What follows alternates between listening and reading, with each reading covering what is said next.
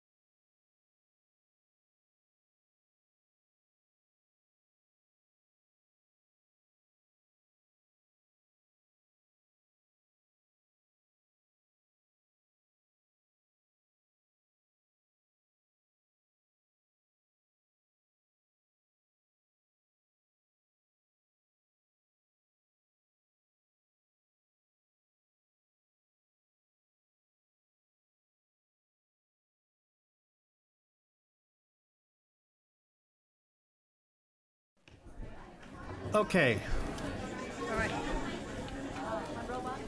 We will reconvene the Board of Education open session at 7:07, and we'll have the Pledge of Allegiance by Monroe Elementary School. Please stand. Put your right hand over your heart. Ready, begin.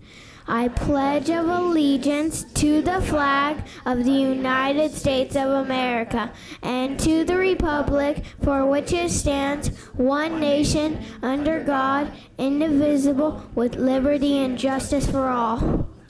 Remain standing. Ahora en español. Yo juro lealtad a la bandera de los Estados Unidos de América y a la república que representa una nación bajo Dios, indivisible, con libertad y justicia para todos. You may be seated.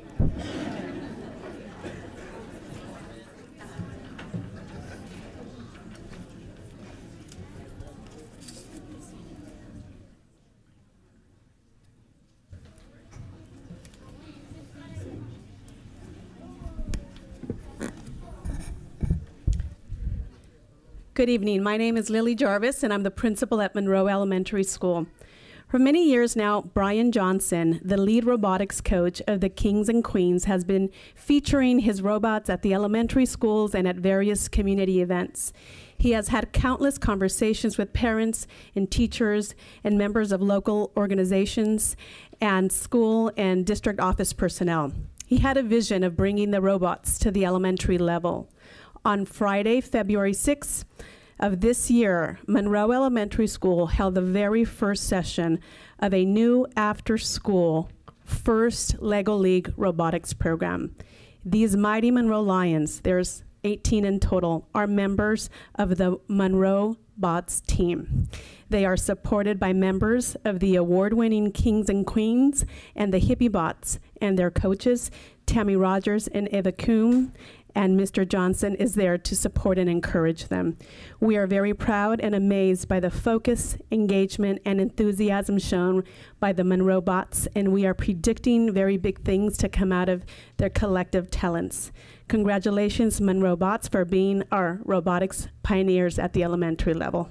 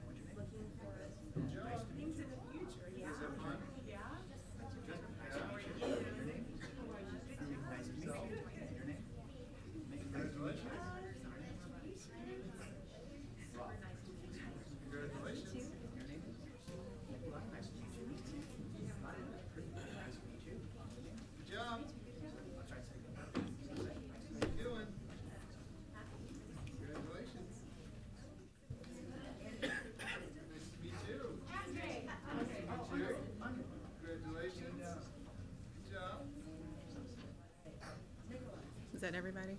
Okay.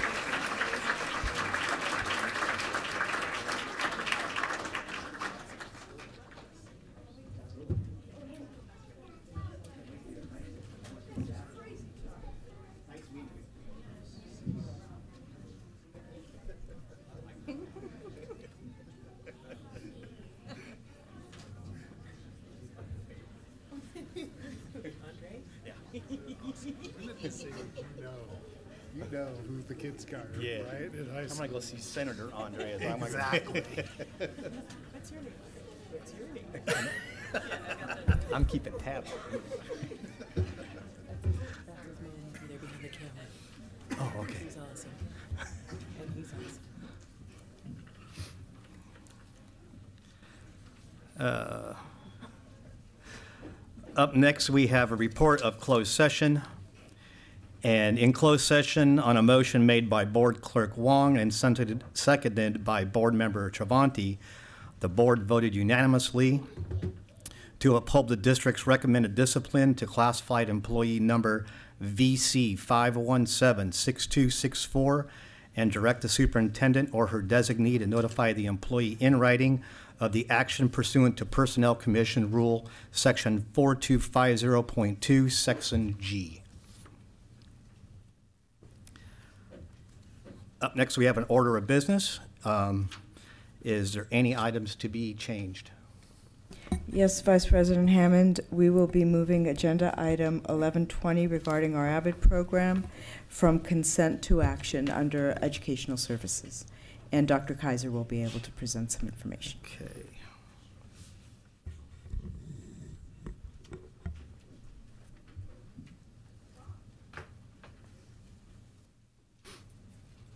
$11.20. That is correct. Not one here. Okay, that item will be heard in its regular place. May I have approval of the minutes, please? So moved. A second. Motion is second. Is there any discussion? Ms. Huff, let me please have the vote. Board Member Wong, Yes. Board Member Lockerbie, Yes. Board Member Travanti, Yes. Board Vice President Hammond. Yes. Motion carries 4-0. Up next, we have a number of recognitions. The Board of Education would like to congratulate the students who participated in the District PTA Reflections Competition in various categories. And Dr. Tarosian. I'd like to invite our PTA Council President, Olivia Nelson, to lead us in this exciting recognition of our students. Thank you. My name is Olivia Nelson. I am the council president, PTA president this year. And Reflections is a national PTA arts program that each of our students get to participate in every single year. And I am actually very excited to introduce you to our council PTA Reflections chairperson, Gretchen Lee, so she can tell you a bit more about our programs and our award recipients. Thank you for having us tonight, and thank you parents and family for your amazing turnout tonight. We are very excited to see you all here, and hopefully you have enjoyed the artwork in the lobby too. Make sure to check it out and take it home tonight. That would be So this is our 50th anniversary for the PTA Reflections program for the arts, and this year's theme was called Heroes Around Me. Each of the students were asked to submit in the categories including visual art, photography, music, dance, literature, and video technology. We had over 200 students participate for the Monrovia schools, and we had 23 winners from our sites. 12 of those went on to First District, which is our PTA collection of schools, which is 22 other districts, which actually represents 270 schools. And so each of those 12 were put onto First District. We actually had 2 winners in those areas as well. In our third place for her age category, Catherine Regencia in dance for the high school, and Gabby Figueroa ran first place in her category of dance as well, and went on to the CAPTA, which is the California level of the competition, if you will. And that was very exciting, a very first for our Monrovia schools. So we're looking for good things, as she is only a first grader. This evening, I would love to welcome up our representatives for the different schools. If you can please come up. Students, in just a minute, I'm going to announce your names per category. And what I'd like for you to do is to come up to your school representative. So up for Monrovia High School, we'll have Mr. McGinnis. For Clifton, we have Garen Gobold, our PTA president. For Santa Fe Middle School, Heather Gack. Brad Oaks will be Missy Rose. For Monroe, we have Sissy Andrews. Representing Mayflower, we have Melissa Webster. And for Plymouth, we have Katie Holly. So students, when you come up, if you can please go to them, they will pass out your certificates, and then stay in front. You'll see that they have the certificate showing, and we're going to take one big, huge picture. All right, here we go. Representing dance, we had Gabriela Figueroa from Monroe Elementary School. Come on up.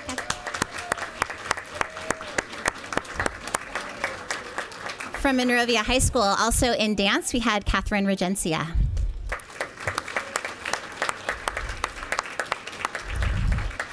Both of these ladies choreographed original works, and they actually have been playing in the lobby as well.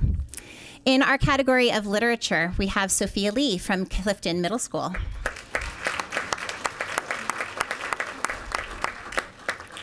We also have Darlene Luong from Santa Fe.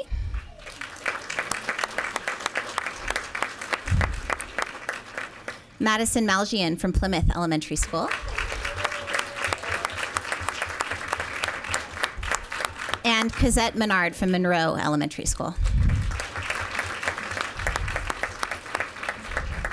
These ladies' original works are on the lobby area as well. They had everything from essays to poems to personal reflections about the heroes around them.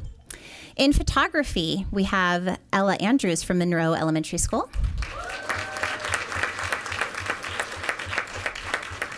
We also have Walker Andrews from Clifton Middle School.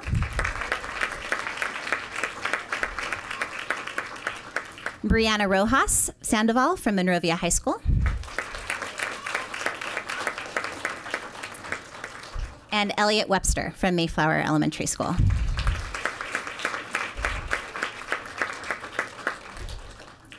We had a special artist visual arts category this year as well, and we had 2 representatives from Monroe Elementary School, Marco Vasquez and Giovanni Vasquez.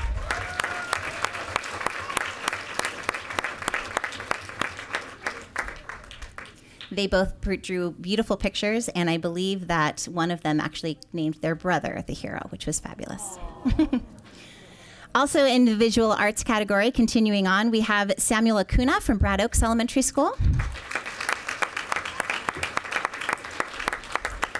Adeline Atkins from Monroe Elementary School. Ryan Covey from Monroe Elementary School. Kenny Fess from Plymouth Elementary School.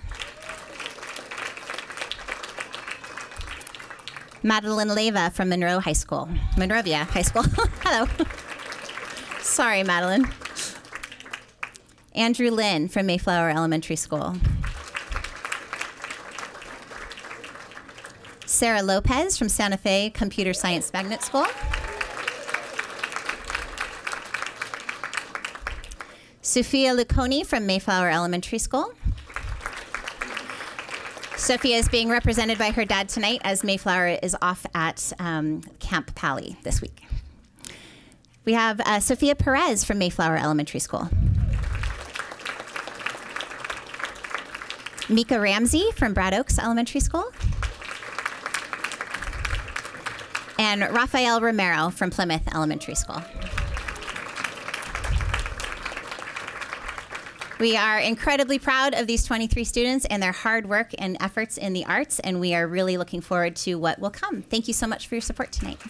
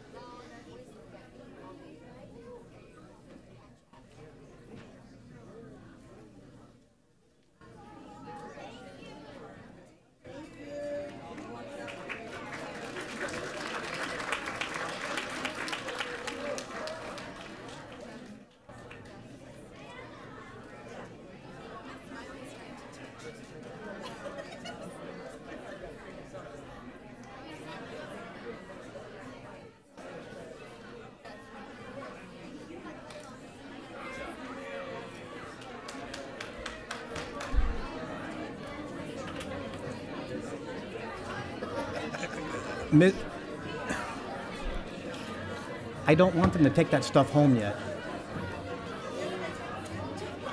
That work. I want to see it.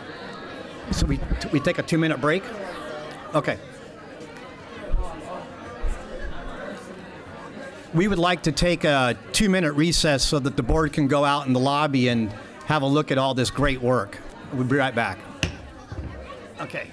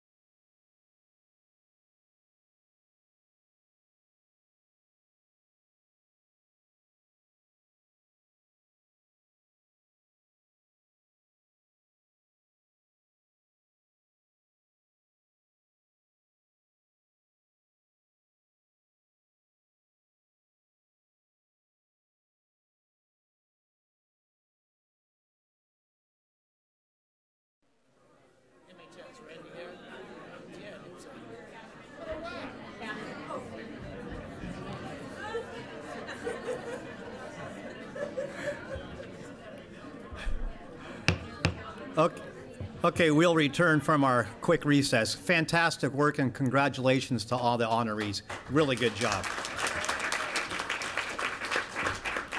Yeah, I was worried the board wouldn't get a chance to see all of it before it went out the door and went home. It was great work. Up next, we're going to congratulate some very good students from Monrovia High School. We have Mr. McGinnis here, who will introduce these great honorees to our community. Thank you very much.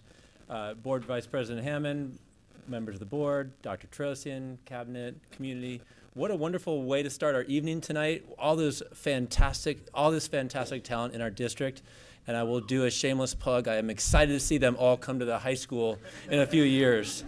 Tonight, it is my honor and privilege to introduce you all to 5 outstanding students that we have on our campus. 3 of which are here this evening, 2 of which were otherwise disposed. I will congratulate them another evening. But annually, our students take the PSAT test. And those results are compiled, and it's a nationwide test. And out of the top 2.5% testers in the entire nation are sitting in this room right now tonight.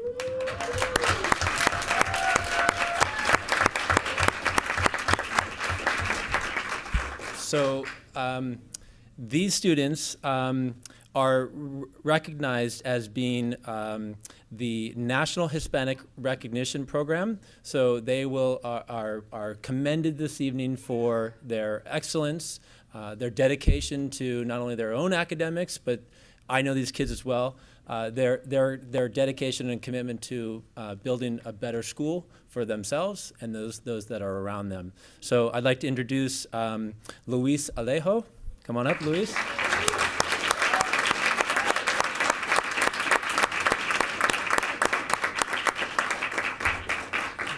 John Michael Gutierrez.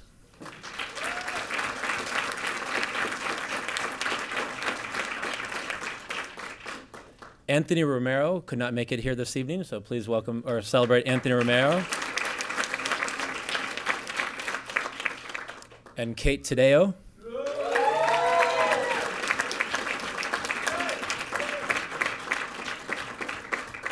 And Jacob Valenzuela. Congratulations, Jacob.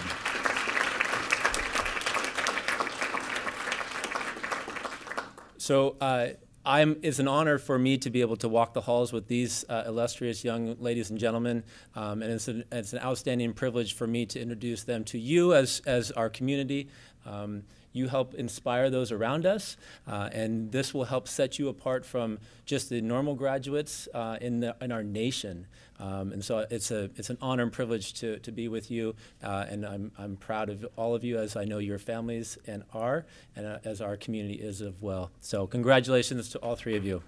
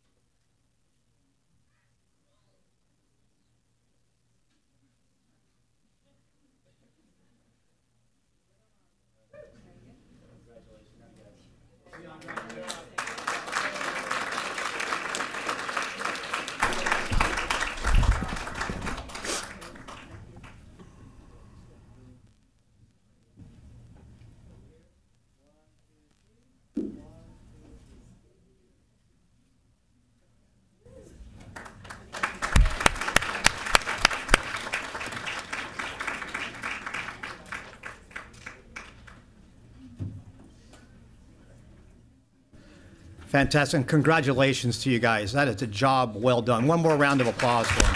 Outstanding.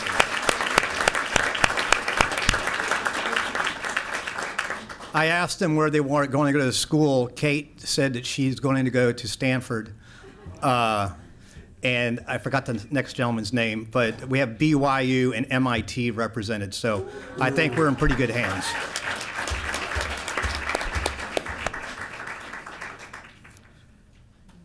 Up next, we have, thank you, Mr. McGinnis, thank you for all the hard work and getting those kids across the finish line, too.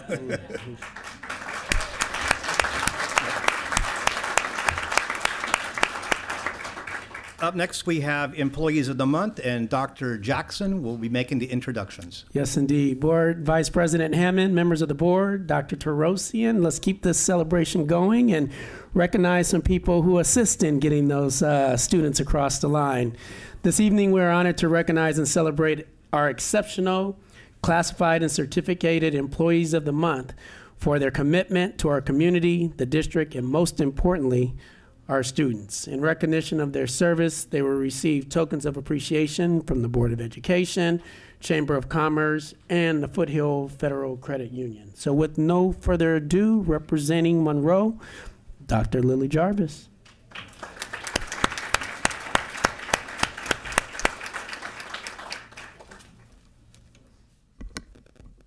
Board President Hammond, members of the Board of Education, Superintendent Terosian, and members of Cabinet. I am thrilled to be here this evening recognizing some outstanding employees at Monroe Elementary School. Although our classified employee could not be here tonight, it is my honor and pleasure to mention a few wonderful things about Rosemary Torres, our school's clerk. Rosemary is recognized for her outstanding service to the Monroe community. Each and every day, she positively impacts the lives and welfare of the children who are entrusted to us.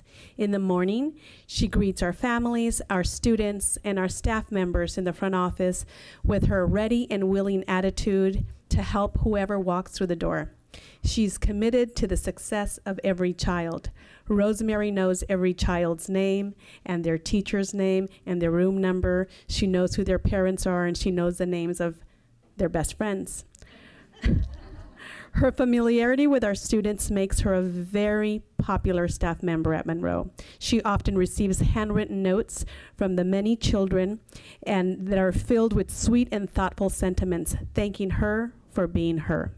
In the office, Rosemary is a multitasker. On any given day, you can find her doing her job as a clerk, filing in the nurse's office, comforting a distressed child, playing mediator between students, or volunteering in our kindergarten classrooms.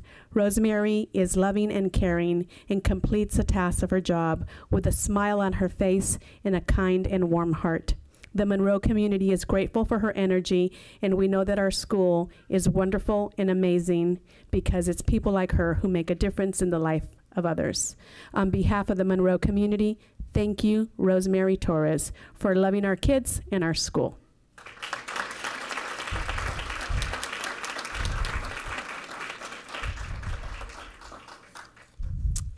Now I'd like to invite Brenda Severiano up here, please.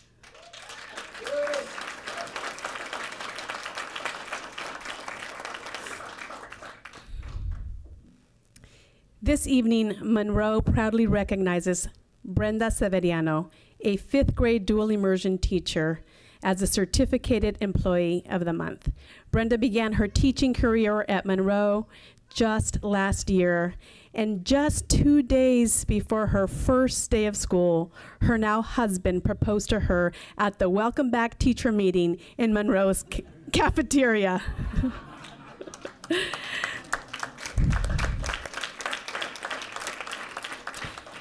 I believe that her proposal at our teacher meeting in front of 25 strangers at that time in the Monroe cafeteria foreshadowed the caring relationships that she has worked really hard to build as a mighty Monroe teacher with the staff, with her colleagues, and most notably her students and their families.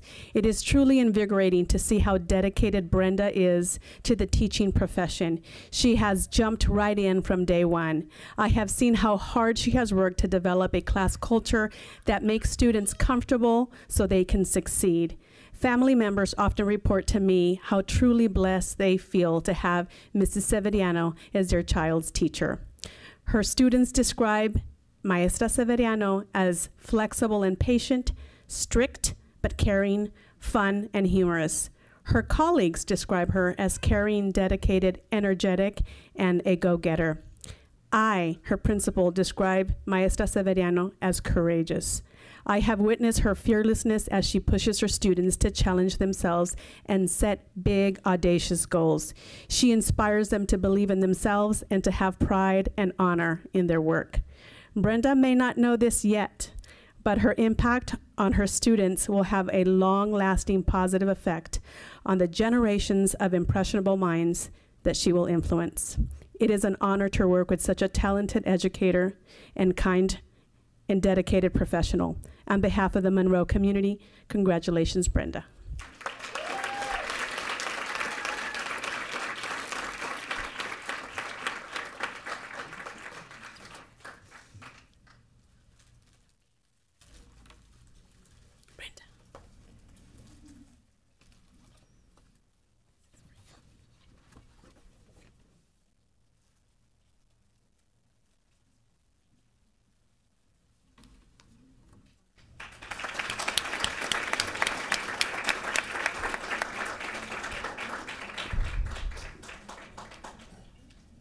Yeah, if all the honorees could wait, because we're going to get a group picture all at once when everybody's done. Dr. Leslie Miller from Wild Rose.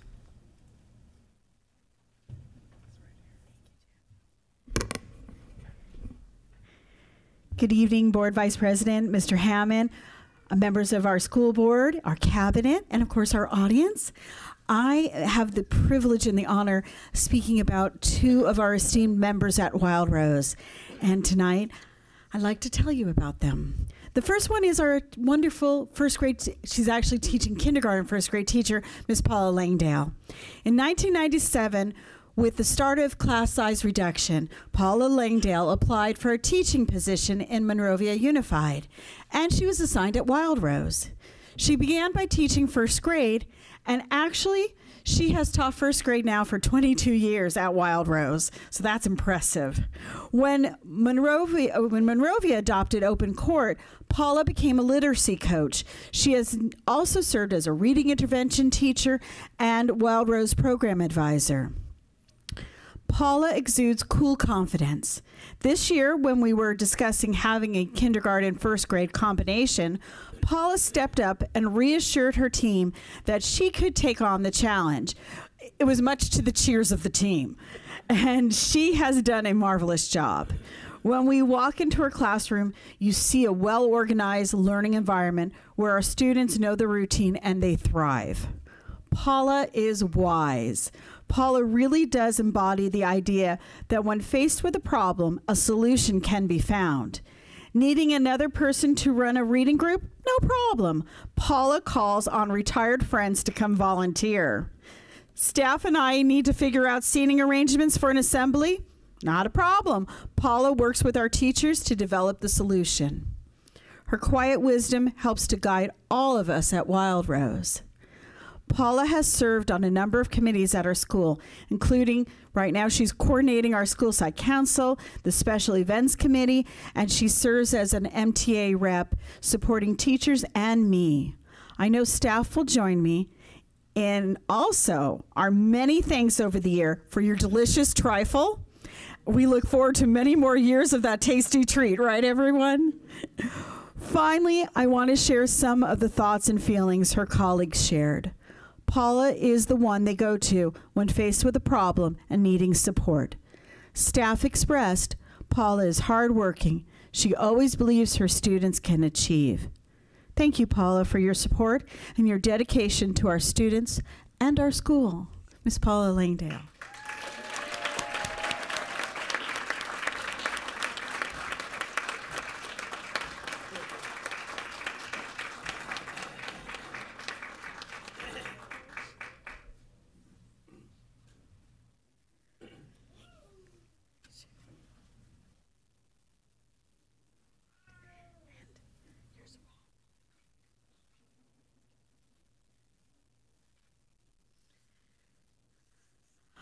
Our next member of the team that I get to recognize is Mrs. Denise Bordeaux. I know. She was moving around the room fighting chairs. There she is. In 2007, Denise, a parent at Monroe, decided to become an MUSD employee. She loved the school and the teachers, and she wanted to be part of the day-to-day experience of educating students. She started as a kinder instructional aide and worked with 4 teachers that she admires greatly: Mrs. Jaffe, Mrs. Platt, Mrs. Breimer, and Mrs. Miller. She refers to them as the Fab Four. And then Denise met a student that changed her career path, and she chose to become a one-on-one special education aide. The student had been in her kindergarten class the year prior, and when they returned from summer break, the student did not have a one-on-one aide to fill the position. Denise, who has connected with the student, stepped up and requested to be her one-on-one aide. She worked with the student for 4 years, and she remains close to that student to this day and her family. Denise's time as an MUSD employee, she has worked at almost all of the schools in our district except for the high school. And that is because at the time her sons were attending, and she promised them she wouldn't invade their turf. Denise was at Monroe till 2015, and then she had the opportunity to join the Wild Rose team, and she worked with Miss Becky and Miss Kim, and is now working in Miss Prather's class. Denise has a can-do spirit and is a calming presence with our special education students. She works hard to support their families, the students and teachers, and she works well with everyone that comes in the room. Denise considers herself a lifelong learner and feels she always has one more thing to learn. When colleagues and I reflect on Denise's service to our students, words such as kind and soft-spoken, patient, and team player really do describe her. She always has a ready smile for children and adults. She is supportive and the person you want by your side in a crisis or a difficult moment. Yes, we've had those. So thank you, Denise. You give Wild Rose so much every day, and we appreciate your service to our school, our students, their families, and our team.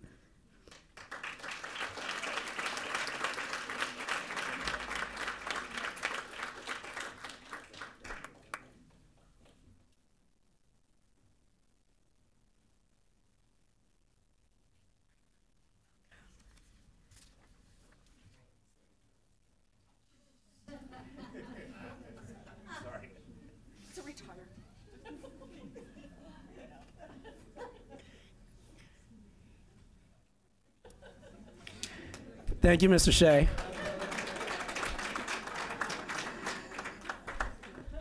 And from Santa Fe, Dr. Jeff Zamaripa.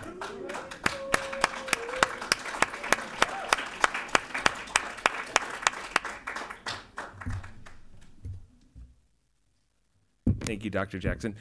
Good evening, Superintendent Terosian. Good evening, Vice President Board Hammond, board member, and you've got a lot of titles tonight, and our esteemed Board of Education. So we started these recognitions with a proposal in a cafeteria at Monroe. I can't top the proposal, but proposals are about love. And so the 2 people that Santa Fe would like to recognize this evening do what they do for the children, for our community, for our parents, for staff, with lots of love. And so the first person we are going to recognize this evening is our wonderful, amazing, super talented, always under control office manager, Mrs. Maria Sandoval.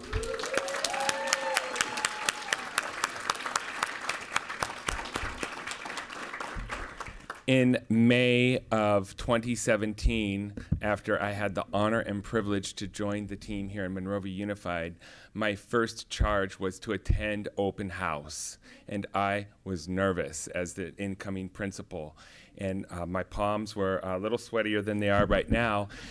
And I walk into the office, and there is the most charming person right there, and she was saying goodbye to a student who she had just helped, and she said, "Goodbye, sweetie," with this big smile on her face. And she turned to me and said, "Hello," with a big smile on her face. And right then, I felt so welcomed. Something that that I think everybody in the room knows about schools, the important role the office manager plays in defining the day, in deciding what the culture of the moment and of the feel of the moment will be. And Maria Sandoval does that at the top-notch, classiest level there is. When you walk into our office, you feel the warmth, you feel the love, you feel the pride that the Santa Fe community feels for our school and our students through Maria. And like so many office managers that know our community so well, Maria has informed me about the people in our community. She tells the stories of the families, right? And she tells them with so much pride. Indeed, she, like I, lives here in Monrovia, and both of her children, she's very proud to say that both of her children attended Santa Fe. One of them is right here with us this evening, Bella Sandoval, who is a senior at Monrovia High School. It's been such an inspiration. You should hear when people come in and they don't know Santa Fe, Maria talks with such pride. And what more pride is there than a mother talking about what her children did at the school? Another, a real quick story about Maria is she is calm, cool, and collected under pressure. I had a great idea that we needed to do before 8 a.m. and I had this great idea in this morning's pre-dawn gray. And so I got to the school, and about 7:40 I enacted the idea that needed to get into every room, sorted and so forth, by 7:55. And I was sweating, and we don't like to, as leaders, put people in this position. But I'm like, we need to get this done. This is something we need to do for a good day. Maria made it happen without anything but a smile on her face, and we were humming, and we did it. And at 8:05, everything was calm, cool, and collected. Maria does everything also bilingually, right? So we live kind of a bilingual lifestyle, right, in our office, and that's how we roll at Santa Fe, and that's our community, and we're proud of that. And so my phrase so often to her, I just like to check in, and I say, "Maria, todo bien? Is everything fine?" Todo bien, right? So often with Maria, todo bien, everything is fine. So she is someone who just does so much with so much class, dignity, respect, and pride for our school. It is my true privilege and honor to recognize a true blue member of the Awesome Cougar family, an Awesome Cougar team member. Please join me in welcoming and congratulating Mrs. Maria Sandoval.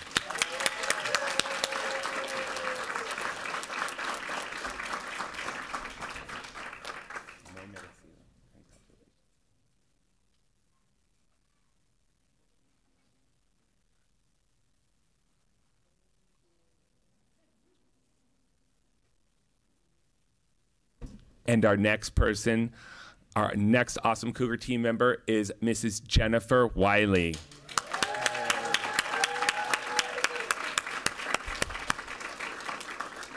Jen Wiley is a special education teacher.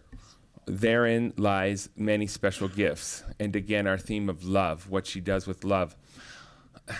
One of the most challenging parts of being a special education teacher can be the IEP process and the IEP meetings. Everybody, when that meeting takes place, everybody wants good things for the child. How we're going to get those good things for the child can cause some contention and some difference of opinion. It is truly an art to make the IEP run smoothly, and to find, always at the heart of that is the dignity of the child and the family, and the educators who work so hard to make this happen. And I've been a part of IEPs for 24 years, and I must say some of the smoothest, and I don't mean that word smooth. That's intentional. It's not, as an admin, you think, well, it went smoothly. I mean that in the truest sense of it just felt good. It felt right. It felt genuine. We really were doing good things for kids. And yes, there were some hard questions asked, but we answered those with respect and dignity and honesty. And Jen Wiley does that for our kids. And she is a true advocate for all kids in Monrovia. And she's joined our leadership team this year. She's only been there 3 years, and she's already part of our leadership team. She has established herself as someone that we can depend on. Her phrase that she says so often, and is said often in schools, is, "I'm a team player." But she means it, because she's joined this evening by her 2 beautiful children here and her mother. Can you wave right here at Mama? Good, good, good. Congratulations to the family. So she has those 2 she's a young mother. She will stay Friday afternoon for meetings to make sure that we have plans in place for our kids. So Jen Wiley is someone that we can count on and that I love working with. I'm so grateful for all she does for all of our kids at Santa Fe. Please join me in welcoming this month's Employee of the Month from the Santa Fe Computer Science Magnet School, Mrs. Jen Wiley.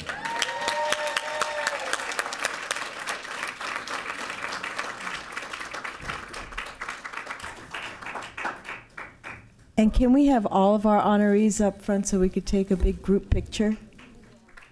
Congratulations. You know what I'll do? I'll give this to your family. Passe. Come on out.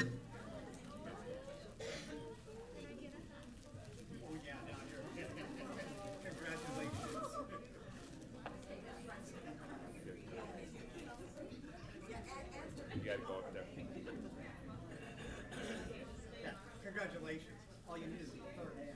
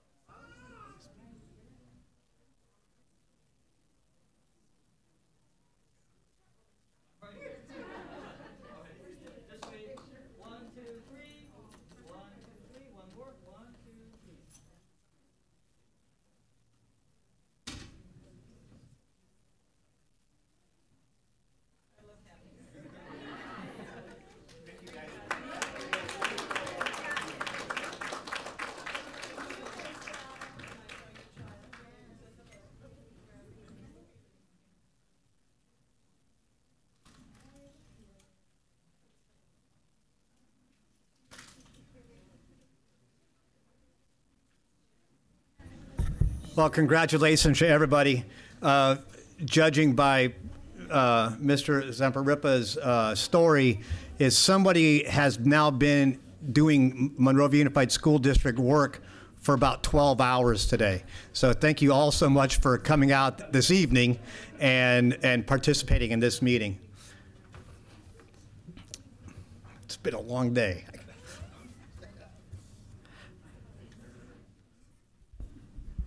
Up next, we want to congratulate and thank a couple of very important people who for years have put together our MEO Games, which is our Monrovia Monrovia Elementary Olympics. It is a phenomenal event. Do we have some slides, I hope? Okay. It is a phenomenal event where all of our elementary schools get together and compete, and they're competing for the Spirit Ribbon. And I'm sure we're going to find out who won that this evening. which is a source of pride for the entire year. So if we might, who is giving the report? The president of Monrovia Schools Foundation, Debbie Elliott Pinzer, will get us thank you very started much. with this, because this is part of their 30th anniversary celebration as well. Fantastic. Welcome. Thank you.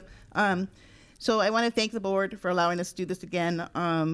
We wanted to recognize these two special people for their commitment to the MEO Games. But before I do that, I'd just like to say that our board got some very sad news today, that we lost a very, very good trustee who was on our board for many, many, many years. So I just want to say, rest in peace, Mr. Tom Reale. And if anybody would like to make a donation to the foundation, we would like to honor Mr. Reale with a scholarship in his name. And for further ado, I'd like to let Dr. Leslie Miller come talk about these two special people in the MEO Games.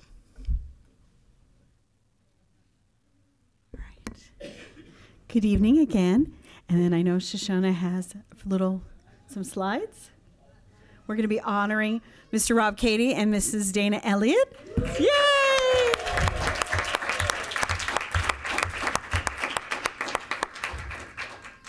And there we go. I want to start by thanking Ann Battle for the pictures. These beautiful photos are by her students and herself that she provided us. Or are they all from the kiddos? They are from the kiddos, and they are great shots. There were many fantastic shots to go through, so I look forward to sharing those with us tonight. And it's my pleasure to share the work by our Monrovia Schools Foundation and our fantastic teachers, Mr. Rob Cady and Mrs. Dana Elliott. 14 years ago, the MEO Games were born from a spark of inspiration and a grant application that was dropped off in Dana Elliott's school mailbox from the foundation. Dana had fond memories of the annual Olympic-style games she participated in when just an elementary student back then, and had been considering the idea of how to bring the principles of celebrating strong mind, strong body, and strong character to all of our students. Recognizing that not all athletes are born from club and tournament sports, she shared this vision with her teaching partner, Rob Cady. Rob, who is deeply committed to physical education and athleticism, and the two of them filled out the Monrovia Schools Foundation application. And lo and behold, they earned a grant. And this began the partnership that has blossomed over the years to bring this event to our community. The MEO Games are special because they combine track and field with sportsmanship and spirit. It's an opportunity for our 4th and 5th graders to represent their current elementary school while competing against their future MHS classmates. MHS has served as the host, and MHS volunteers support throughout the day. Both Rob and Dana shared with me the great work that the other one has done. So it was so cute because I asked them to tell me about the games, and both of them said, well, let me tell you about the work of, and insert the name of the other person. And I thought that says so much about their team work and their pride. Much of the work is the planning and organizing behind the scenes, and this is really due to the efforts of Dana. Rob continues to serve as the MC for the day, and he supports by building the spirit among our audience and our young athletes. He really does get them going and excited. Wild Rose tried to make sure you heard us really well this year, again. Both Rob and Dana share a philosophy that the awardees are not only those students who compete on the field, but the spirit of the audience, a la the awarding of the Spirit Stick and the school award for students participating in physical education throughout the school year. Legacy and tradition are built through those events that personally impact us. For our students, these games have an impact on all those who participate, as well as those who are lucky enough to be part of the team and who get to cheer on all our students. So thank you to Rob and Dana for your continued work to make this event so special. You both have given us 14 years of sunny skies, smiles, and creating connections to health, sportsmanship, fun, and community spirit. Thank you both.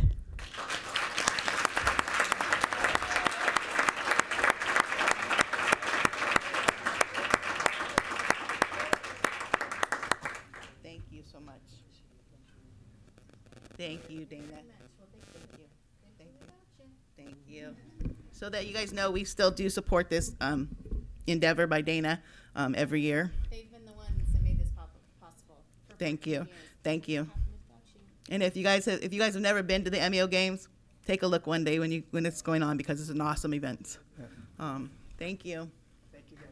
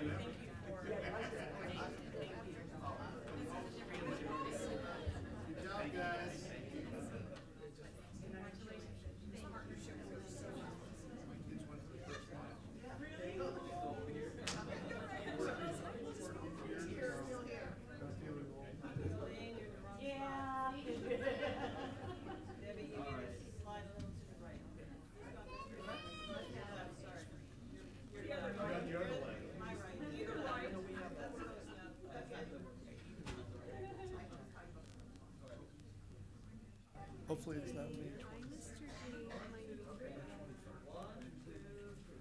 Well.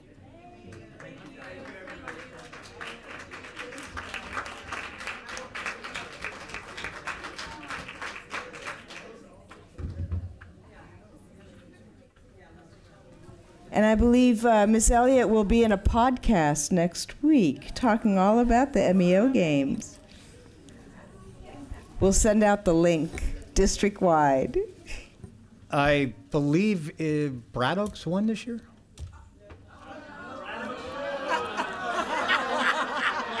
I just wanted to see if you guys are paying attention. They won the Spirit Award. Who won the Spirit Day? They did win the Spirit Award. Who won? They did. That's why he said Wild Rose won. They went crazy. It was. I heard. It was. I think the sound bounced off the mountains. It was awesome. Thank you, guys. Up next, we get to honor a person who we sit on the dais with all the time, who has given a huge part of his career to our district and now serves as our Assistant Superintendent of Human Resources. Dr. Jackson was given a phenomenal award that elevated him to the highest level of his peers by receiving the Association of African American Superintendent and Administrators Award. And let's see, you can't talk about yourself, so I think we'll have Dr. Terosian talk about you. All day long, Dr. Jackson. Dr. Jackson has been distinguished for his efforts in the field of education by the California Association of African American Superintendents and Administrators. This is a statewide award because of his efforts through not just locally, but within the state through the Association of California School Administrators, ACSA. And Darvin has led statewide initiatives in human resources and has been really a leading force among his peers and really among all educators. Our students, our district is better because of his contributions, and he is a remarkable educator and individual, and it's been a privilege to work alongside him for the last 6 years. Yes. I thank you from the bottom of my heart. Every day is better because you're in it. Thank you.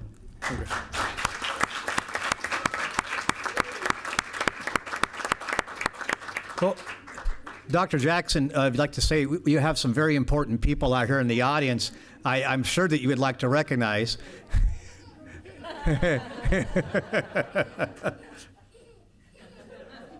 Wow, lady of many words right now. Well, that's my daughter, Layla Ray Jackson.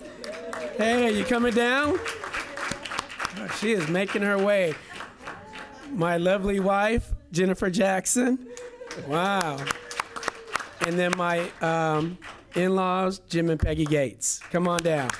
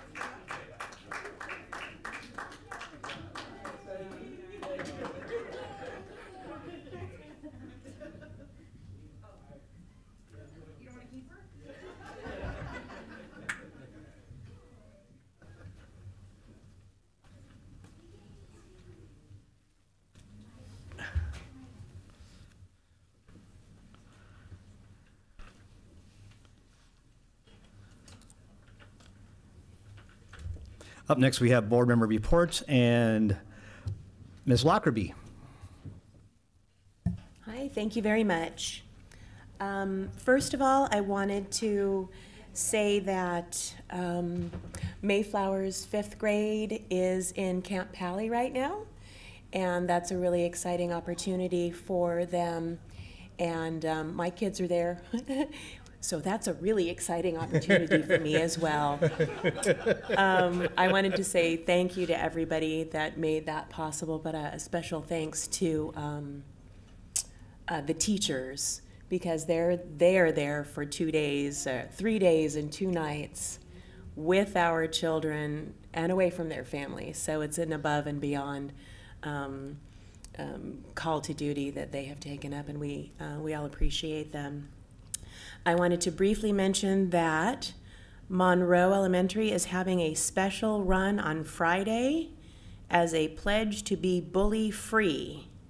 And I'm sure we can find out some more information about that fun run that's coming up on Friday. And lastly, I wanted to mention that on March 26th of this year, the Education and Labor Committee of the Congress introduced Bill H.R. 1878, which would provide full federal funding for IDEA, or Individuals with Disabilities Education Act. This is an extremely important proposed legislation, as it would give our schools the full funding that has been promised for decades but never fulfilled. This bill is currently in committee in the House. It would need to pass the House, pass the Senate, and be signed into law by the President. Our superintendent and this board have sent letters in support of this bill, and I have asked that our lobbyists also work to support this bill. And now I'm asking all of you to help pass this bill. Please write to or call your representatives and let them know that you support H.R. 1878. There's a list of representatives that you can contact. Up on the screen, Jared Huffman is the sponsor of the bill. His contact information is there. Judy Chu is our District 27 congressperson. Grace Napolitano, Dianne Feinstein, and Kamala Harris are our senators. It's in the House right now, it's not in the Senate, but any support that we can ask for from anywhere that we can, we need people to contact their representatives for support of this bill so that it doesn't die in committee.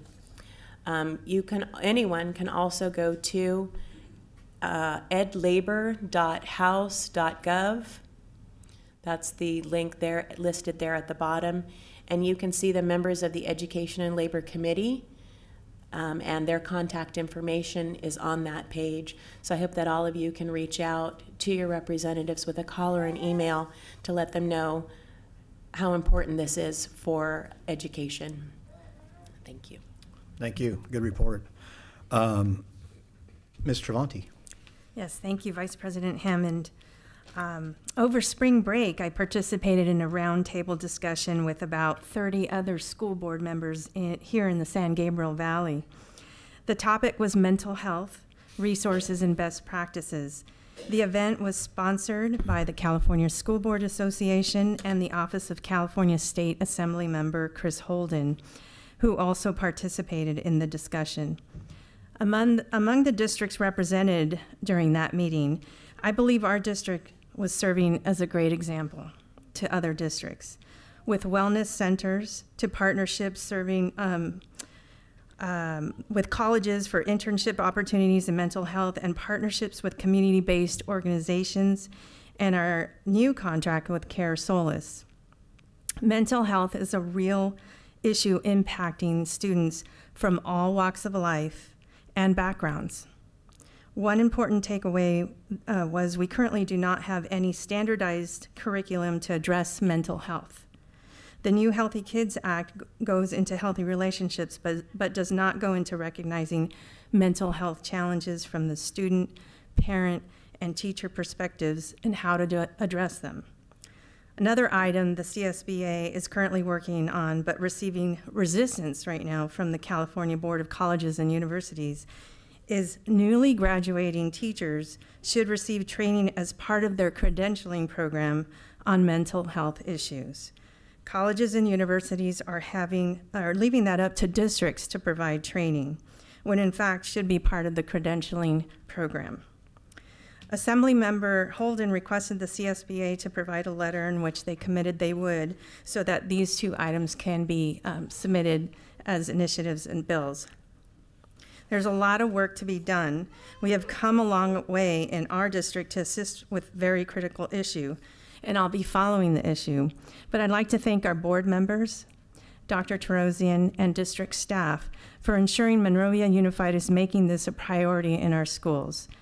Of course, full and fair funding is needed to support a well-rounded education, and so we'll be pursuing that as well. And all of you in the audience can do that as well. So thank you. Thank you. Up next, we'll hear from Annalisa, tell her about all the great things happening in her school. Next Friday, ASB will be hosting an end-of-the-year spirit rally in the event center.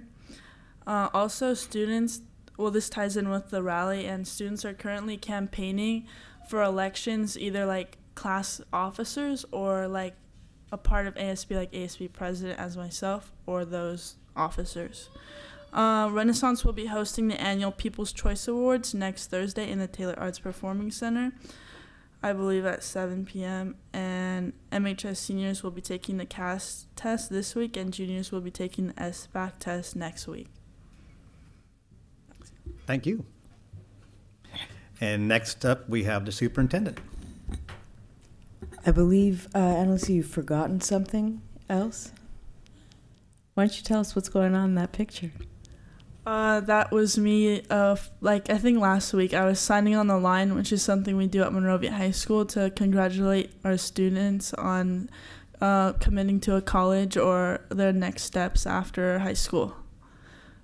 So, yeah. And where did you sign? California State University, San Marcos. Congratulations. Thank you.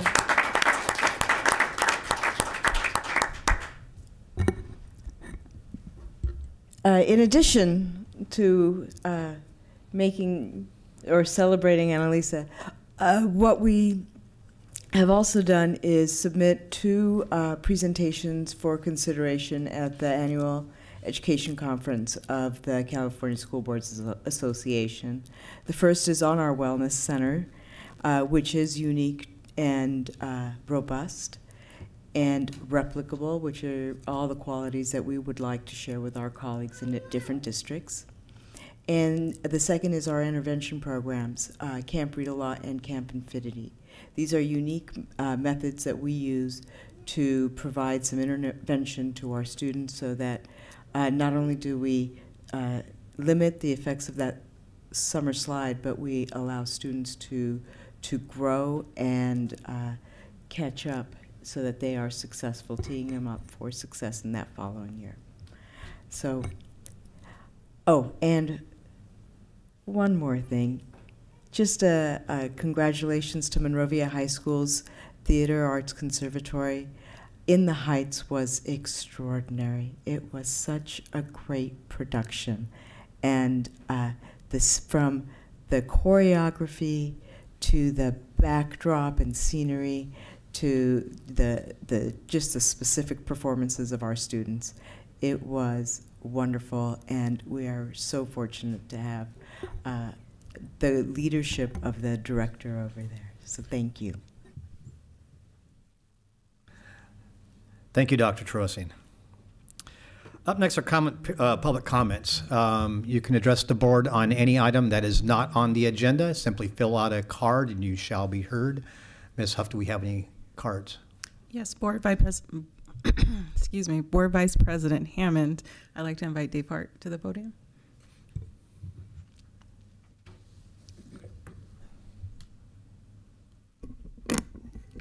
Good evening. Thank you for the opportunity to speak. Mr. Vice President, Mr. Hammond, board members, Dr. Tarosian.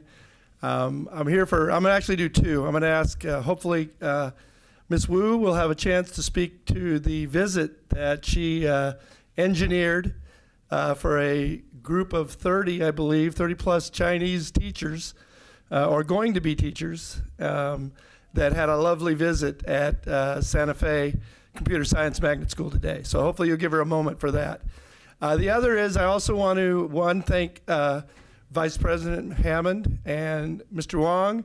Ms. Travanti and her daughter were able to attend, and Dr. Tarosian, our winter concert at Santa Fe, and I know they were thoroughly blessed with what took place there, and I want you to try and put on your calendar May 21st, 2019 for our spring concert.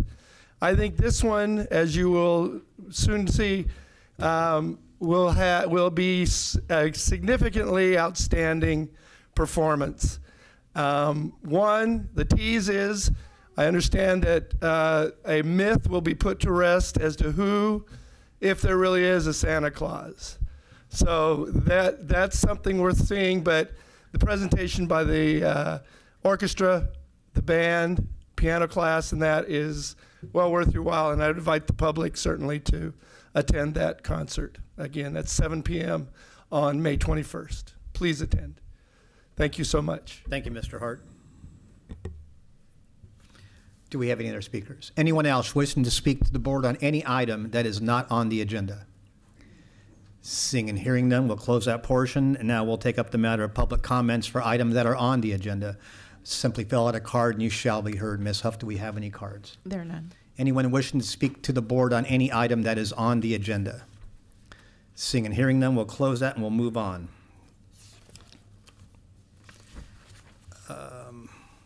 Up first, we'll have informational report from Mr. Tom McFadden, who is the Director of Programs for Canyon Early Learning Center, and get an update. Thank you, Board Vice President Hammond, members of the board, Dr. Tarosian, and members of the cabinet, for allowing me to do a summary of what's happening over at Canyon Early Learning Center. It's been a great place to be since September, along with the Village program. I've enjoyed my time there. So a couple things as I begin in reflection for this. I was reminded of two things really that stand out to me during my first couple months with the program. One is that 3 and 4 year olds love to come to school, no matter what. They may have some things going on during school, but they love to be at school for sure. And the other one is something I think that we can learn all the way along, is that we need to play while we learn and learn while we play, and just keep that attitude going throughout 12 years of education in our fine district. So are you clicking from? Perfect. Thank you. Whoever's clicking, I appreciate it. Program overview. We have a very diverse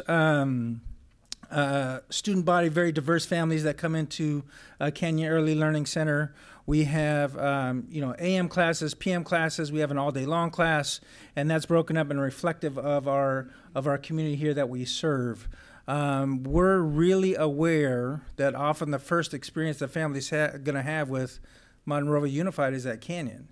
And so the charge really is to continue to grow and develop the program and to keep these families in our midst, beginning with a great start at the preschool. We actually have one class that goes year-round, so we're here all the time throughout the summer, Christmas, winter breaks, spring breaks, etc. So we're around and we'll continue to be around. Our instruction focus we've developed for this year is developing language and reasoning skills. That's really in alignment with Preschool Foundations and Framework, our district goals, and addresses some of the needs that we've had from prior audits, saying that we need to take a particular focus on that. One of the things that we've done through some of the work with our ILT team is to take a look at what language and reasoning really means to a 3- and 4-year-old. And we're doing something that's called the language dance. It's very subtle, so if you come onto the campus and you see kids playing and there's interactions going on with the adults, they're purposely telling those kids and asking questions to hone down on the language and reasoning skills as we get them ready to move on for their first graduation, which is into kindergarten. Our next page talks about some of the learning activities that we've done. And by the way, I didn't point out that Dr. Troisian was amongst the kids in that first picture. I don't know if you guys caught that or not. Oh, yeah. She looked just like him. Go back. Can you go back to the first one? See, there she is. She looks she's... For the record, I was not standing.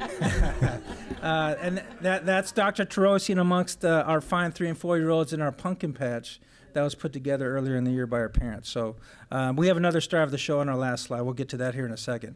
But anyhow, the staff at CLCs, they're really good at being creative with the learning and the things that we have to do with the curriculum. We've had all kinds of themed activities going on, from Dr. Seuss to Crazy Hair Day, which is a challenge for me, Wacky Wednesday Sock Day, Tree Study. I mean, all kinds of stuff that we use to engage these little ones in their learning and to create that love of education, which is why they love to come to school. We do have a curriculum that we use that also is very thematic.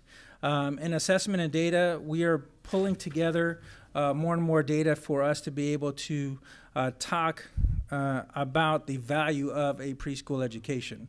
We are charged with what's called the DRDP, which is an assessment suite of things that we have to do.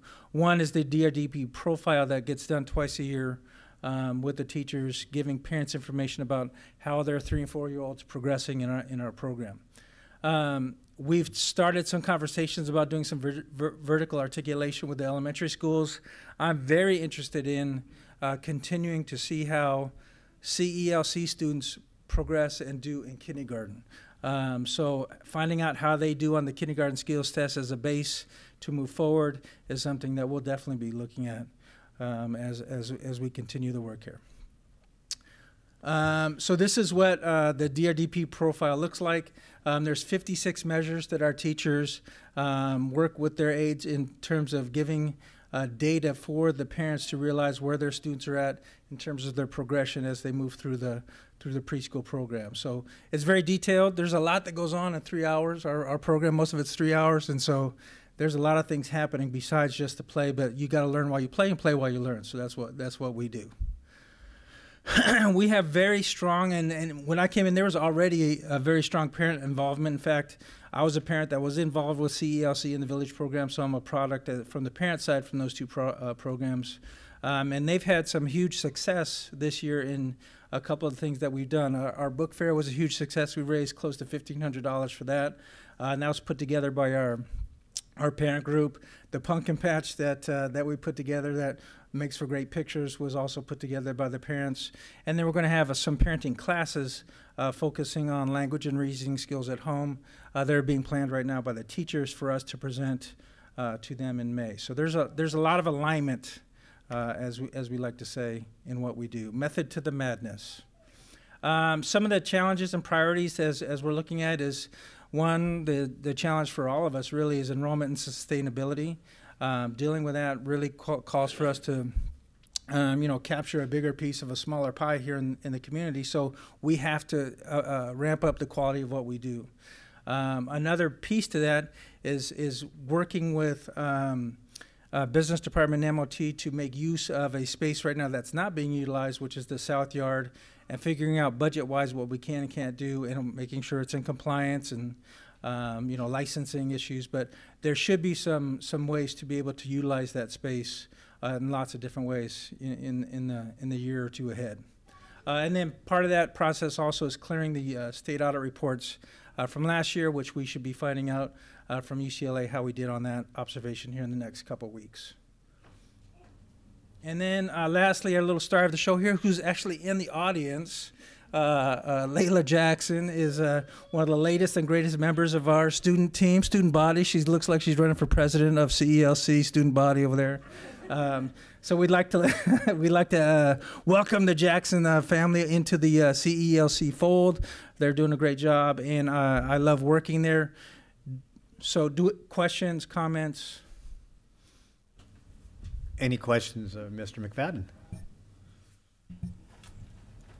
Just a comment, Tom. Thank you for the hard work over there in getting our kids prepared for what they're going to need to face when they get into regular school, or I should say K. And not that this isn't regular, but the amount of work that you guys do in preparation makes it so that when these kids are getting into kindergarten, they're reading. Mm-hmm. It is an incredible thing that happens between those critical years of 3 and 5.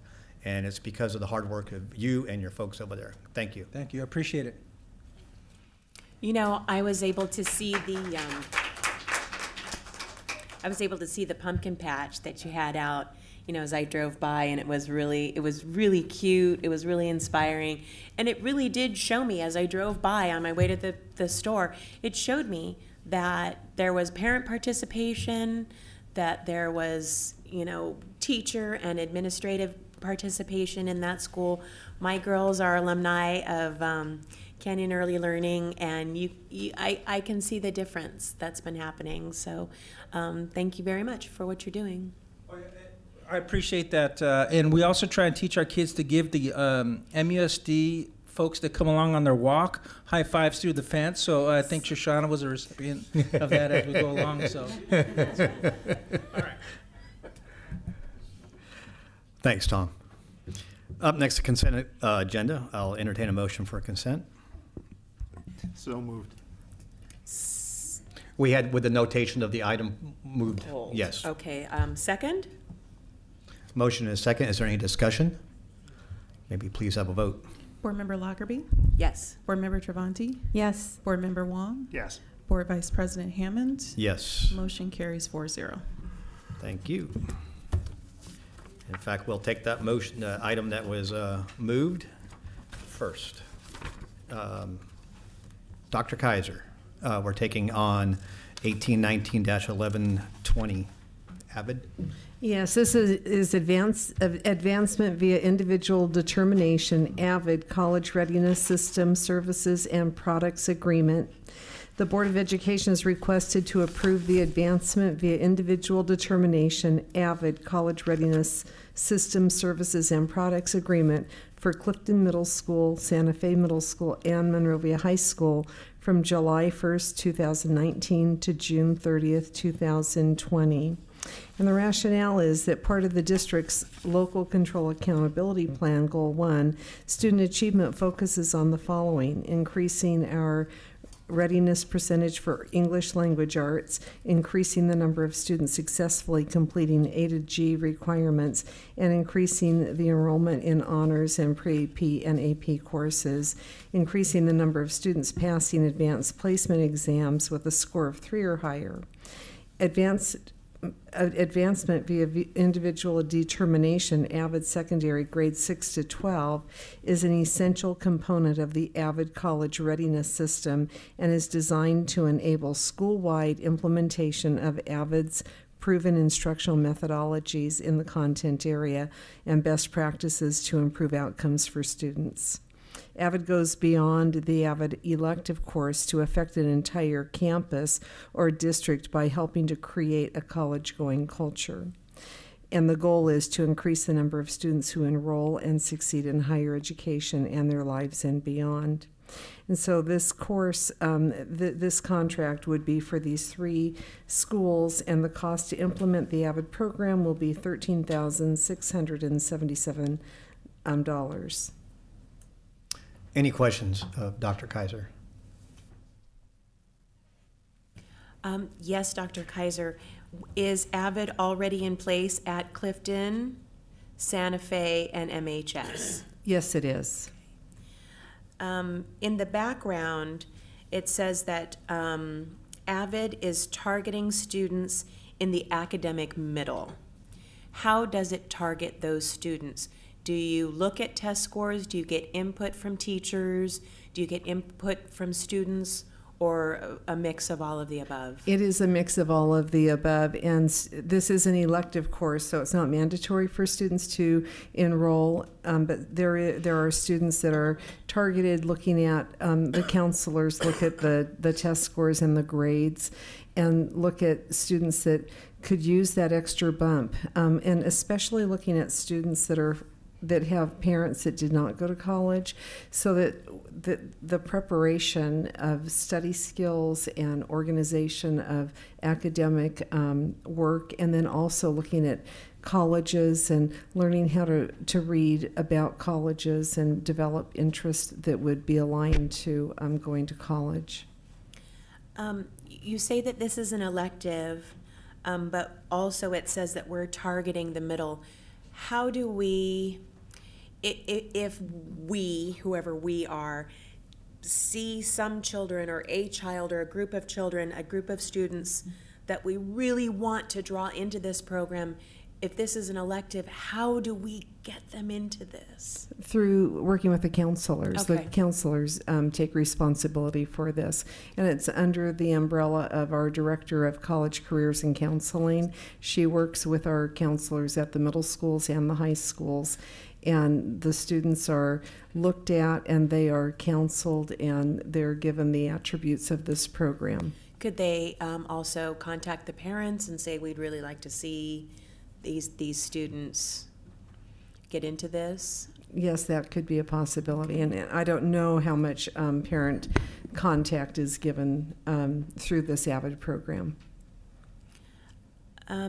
This says that these students can receive academic help from peers and college tutors. How accessible are the tutors and information about the availability of tutors? In the AVID program, one of the requirements of the AVID program is that we have a certain number of tutors that service each of the AVID courses. And so throughout the day, we have tutors that are hired from the colleges to come in and to work side by side with the teachers, tutoring these students in small groups.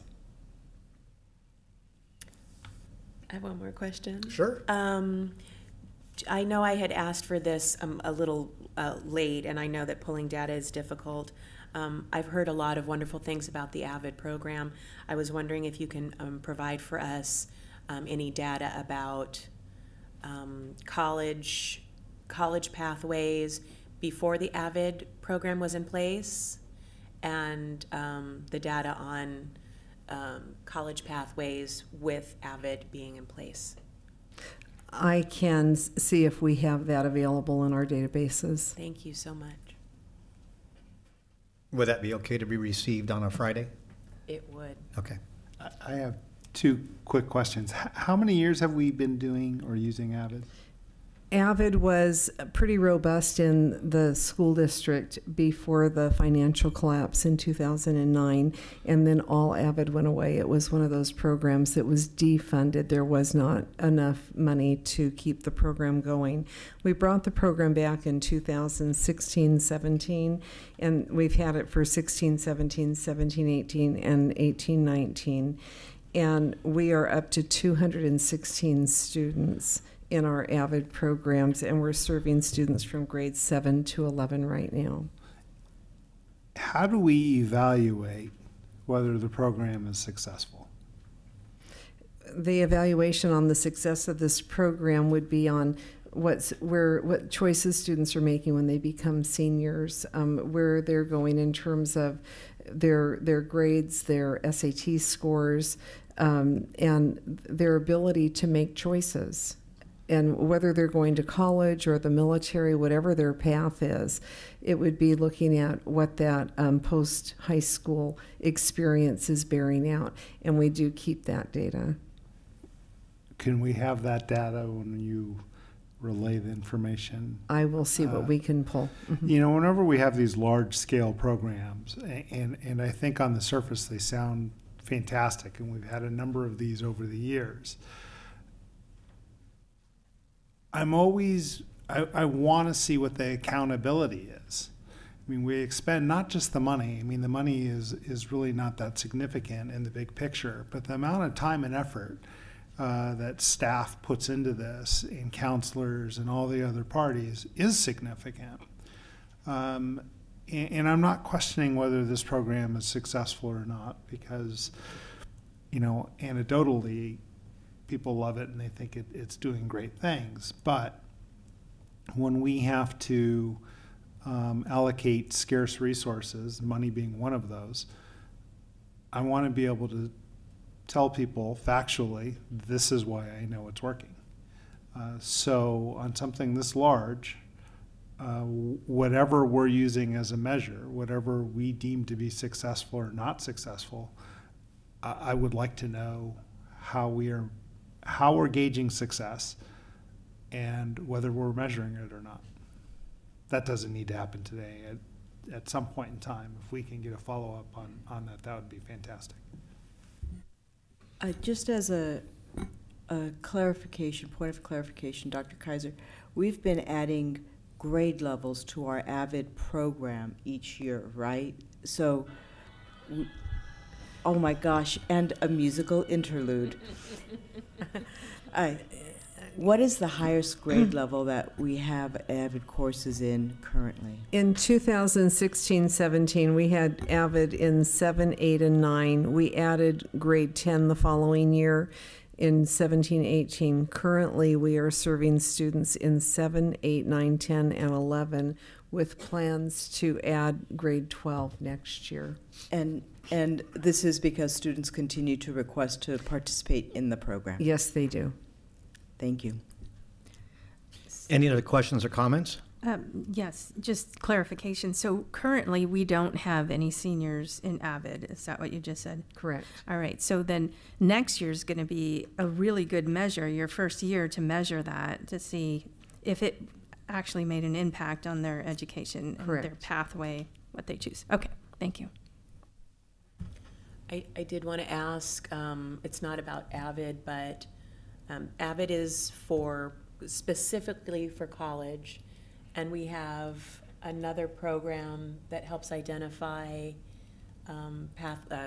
career pathways, correct? That is pathways, right? Okay. And that's a similar program? No. AVID, if I may, AVID it teaches the skill of how to be successful in college. So it teaches you study habits.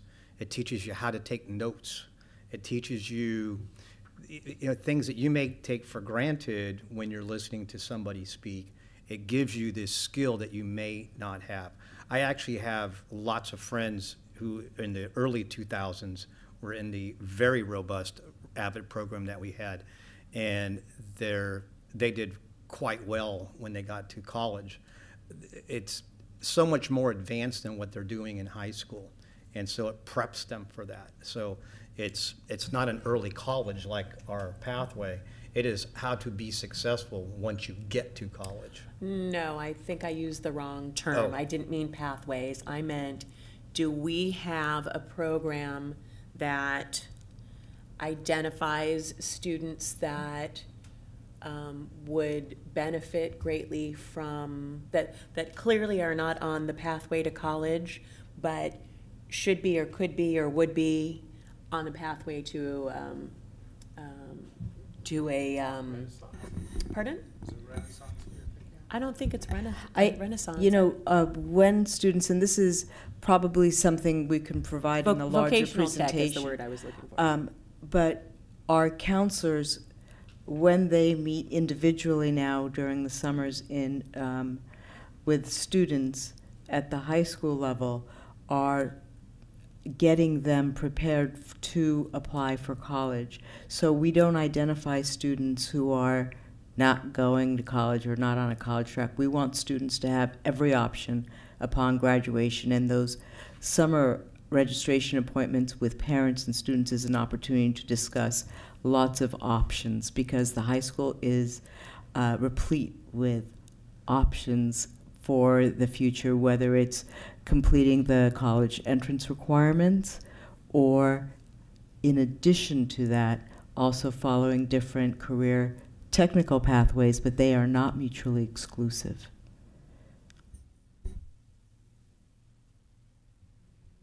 So our process is as parents and students as partners, and it is individualized. Any other questions or comments? Entertain a motion. I move. I'll second. Motion and a second. Any more discussion?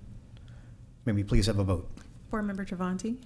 Yes. Board Member Wong? Yes. Board Member Lockerbie? Yes. Board Vice President Hammond? Yes. Motion carries 4-0.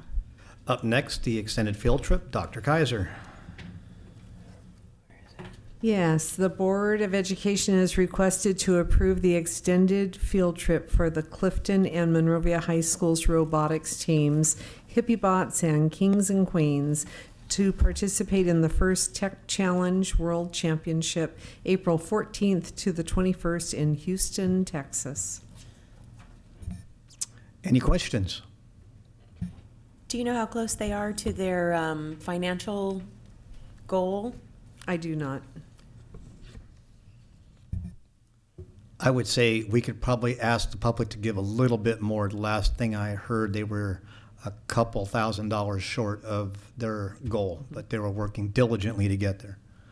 The Kings and Queens are just about within $2,000, but the Clifton HippieBots could really use some support in getting closer to their goals. So please look out for both GoFundMe accounts. Thank you.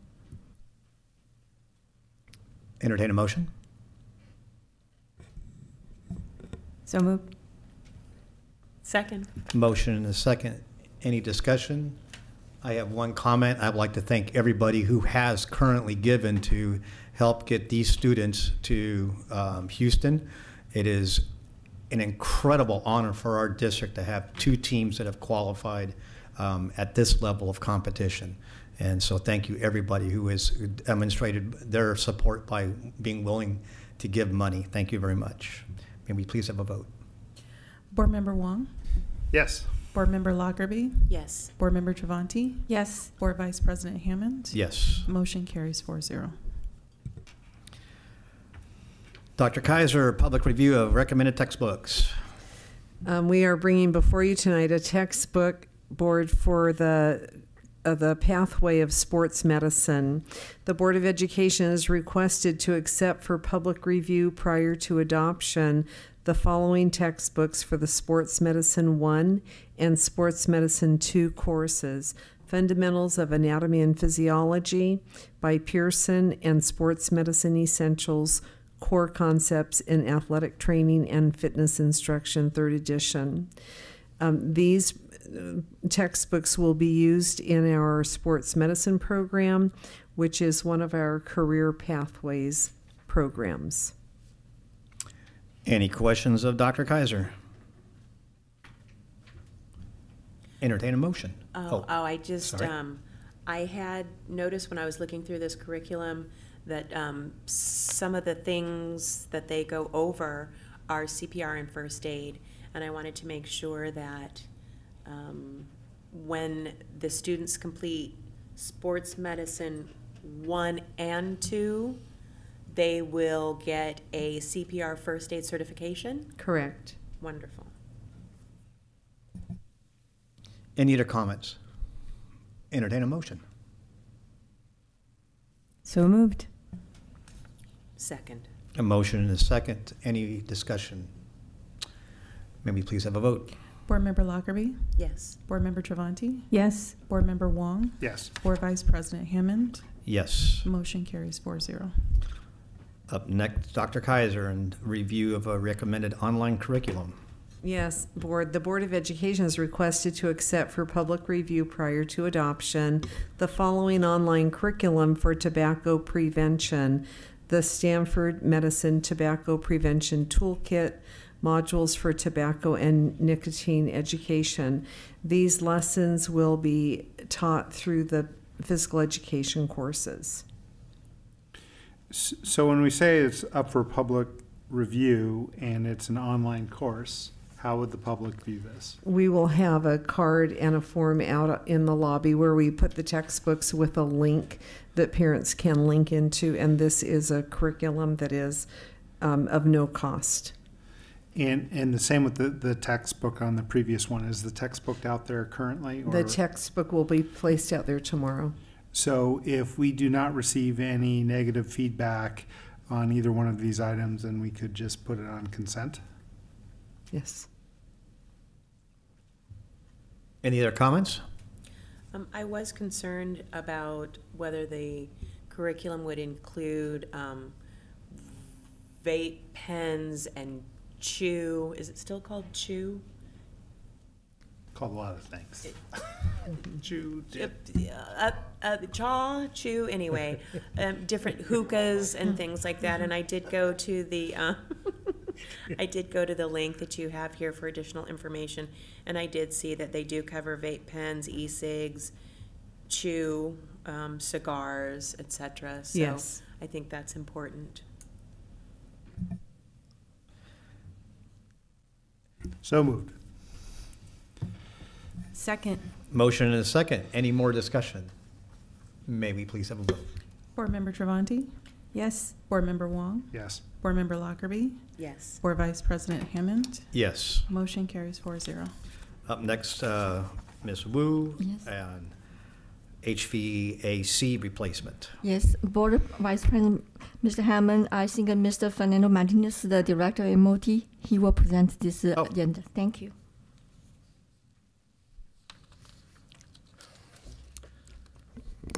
Good evening, Board Vice President Mr. Hammond. For some reason, this is tough to say, isn't it? It's like, man, how about Rob? Actually, I've been practicing all night here. Board members, good evening. Dr. Torosian, cabinet members, staff members. As you know, we have Prop 39 project scheduled for this summer for two of our schools, Plymouth Elementary and Clifton Elementary School. This contract that we're asking the board to approve, it's basically according to the division of the state architect. All school projects under the jurisdiction of DSA must have a certified project inspector, and this is what it is. A certified project inspector. We want to have everything ready for the commencement or the start of the project. So that's basically the background that I have for you regarding these services that this individual or this company is requesting or proposing mainly. Any questions? Have we worked with MG Inspections, Inc. before? We have. We did the Mayflower marquee signs, two of the signs there. He was the inspector of record. If do we have any recourse if for some reason this person isn't doing what they need to do or not working out? Do we have recourse, or are they assigned to us?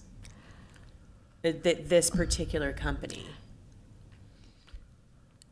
Those inspectors are the DSA certified. So for the technical school, they have to meet their qualifications. And those is one company we use, and then we use by the hourly basis. If we're not happy, I don't think we have courses. If during the courses initial use and we're not happy for their service, I think we do. So they are from the Division of the State Architect, or DSA. And we pay them hourly. No. They are independent contract, but they have to be approved. Yeah, by the DSA. That's right. Okay. Okay. They are certified, and part of my job will be to receive daily reports from this individual, basically making sure that he's inspecting the jobs for whatever the contractor is going to be doing, making sure that they are compliant with the approved DSA project.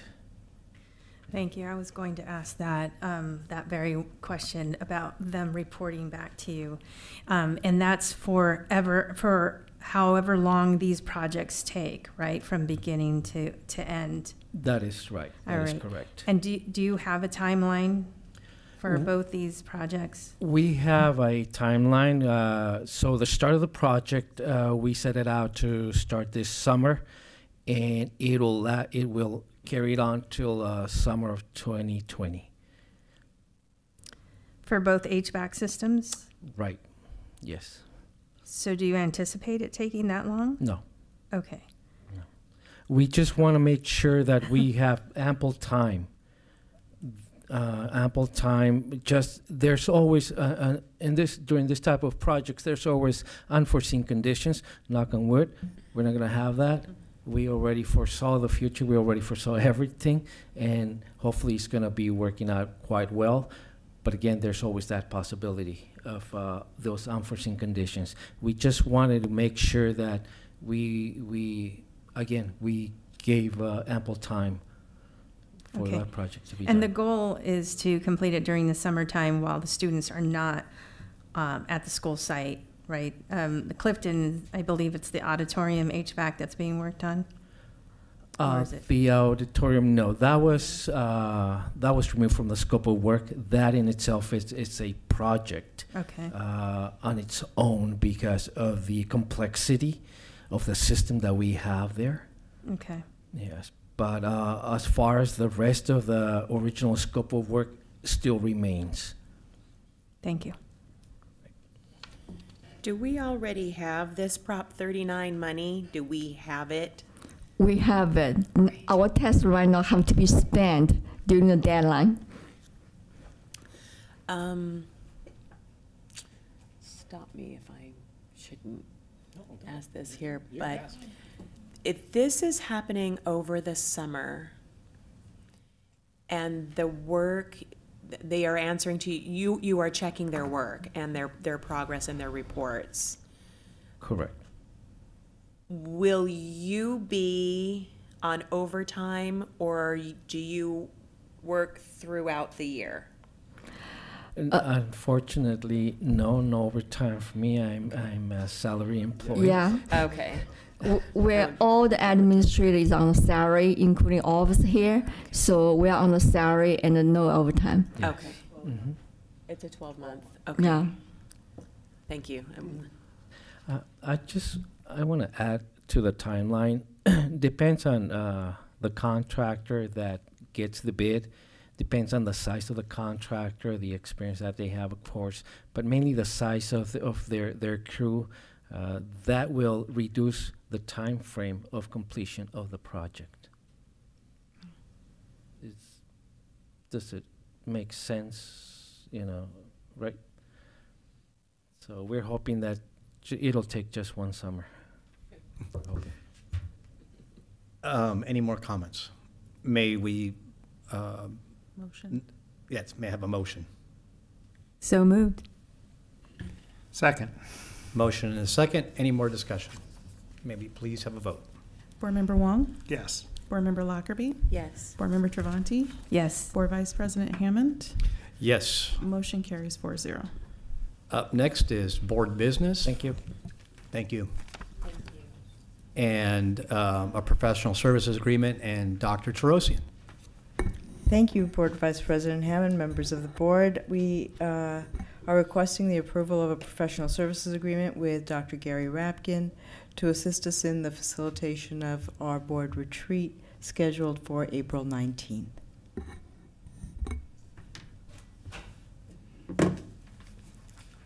Questions, comments?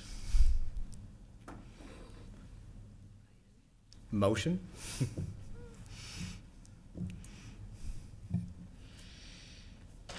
I'll make a motion.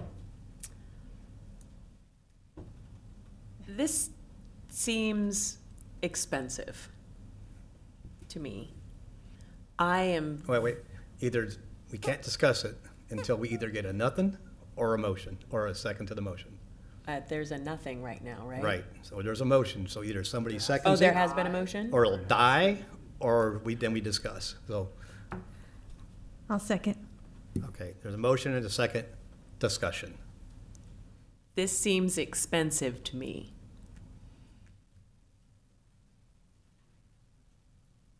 I think it's necessary for us to have a professional development day or multiple days. I think that's extremely important so that we learn how to work together efficiently and effectively. But $2,000 for one day sounds expensive, and I don't have any background as to whether that's the going rate, if that's a good investment of, where's the money coming from? General fund. The money is coming from Right, general general fund. fund. That is the going rate for a consultant of this caliber. I wish Board President Gilliland had been here to be able to address some of the questions. He has done some research. He's the one who actually found Dr. Rapkin and recommended that we work with him, as he had been impressed with the work that Dr. Rapkin had done with some other school districts. Mr. Wong and Mr. Hammond, have you ever been on a professional development? I've been on a number of them. Usually, the money that is spent is money that is well spent. This is my opinion. And that should be done after every election when a board is put together by the community, because everybody has a different leadership style. And in order to not get everybody on the same page, but so everybody understands what the roles are and how we interact together is critically important. I have seen it where you haven't done it, and there's been, I'm not going to say anarchy, I will say it is less than pleasurable to work on, and it's less than harmonious as you're trying to move forward. Okay, seen them both. In my opinion, I have not worked with these people. There is great value in having a professional come in that is a third party, not somebody who we're paying to. Well, we are paying them. Well, no, that's a whole different, but we're not going to see them again. They come in for a day and they're out. So they're usually very, very candid and honest in their dialogue with us, because we're trying to achieve a goal, and they would offer suggestions. And so you need a professional that's A, done this before, and B, has the bona fides to be able to offer the suggestions. That usually comes with a price tag to it. It's not just paying them $2,000. There's probably other expenses that are associated with it, which is traveling to here, the accommodations. I'm sure there's, however they feel, they charge us a dollar amount. It's all this included in it that's coming in. And it's not, he is local, but he will be putting in a lot of time to prepare for the day. It is not like he's got something, in his back pocket that he's. I was going to say there's probably a report that will come back out of it, because there's going to be a number of questions that will no doubt be asked, that will come back to you. There'll be pre-time. The way I've seen it in the past is the person comes and has an interview with each and every board member, because it's going to ask you what is it you're trying to, your goal while you're on the board, what will make you a successful board member. I mean, it's a lot of work. And so I'm interested. I think Brian has a differing opinion. Brian's opinion on this has always been different than mine. I mean, the core thought is the same. It's always a good thing to be able to do team building and to get everybody on the same page and to get expectations in line. We've done this in the past with a few different people, and some of the people we've had doing it, I honestly think was a complete waste of money. But it wasn't that. I think was more of the person running it than what the purpose was for. His name is really familiar to me, and this person's name yes, is familiar? it's not a good or a bad thing. Ed and I were having this conversation where we knew him from, and I can't figure it out. But who is he? Please. He was hired probably in the early 2000s. I'm sorry, could you come to the microphone, because people at home. Dr. Rapkin was a former superintendent in the Mountain View District and in Bonita School District, so he'd been a superintendent for about 20 years. Bonita, you said? Mm-hmm. Hi. Thank you, Ann. Battle. I was here when he was here briefly. He was hired, and then he, as an assistant superintendent, and then ascended to a superintendency shortly thereafter. So that may be the familiarity. Here in MUSD? Here? Yes, he worked for us just probably not more than a couple months. In which? I think it was Ed Services, yeah. Ed Services. Yeah. So if you look back, probably somewhere around 20 years ago, when he first ascended to being a superintendent, that might be where he came. He came from us to that. 20 years ago. Thank you, Ann. Maybe it really wasn't 20 years ago, if I remember. Maybe it feels like 20 years ago, but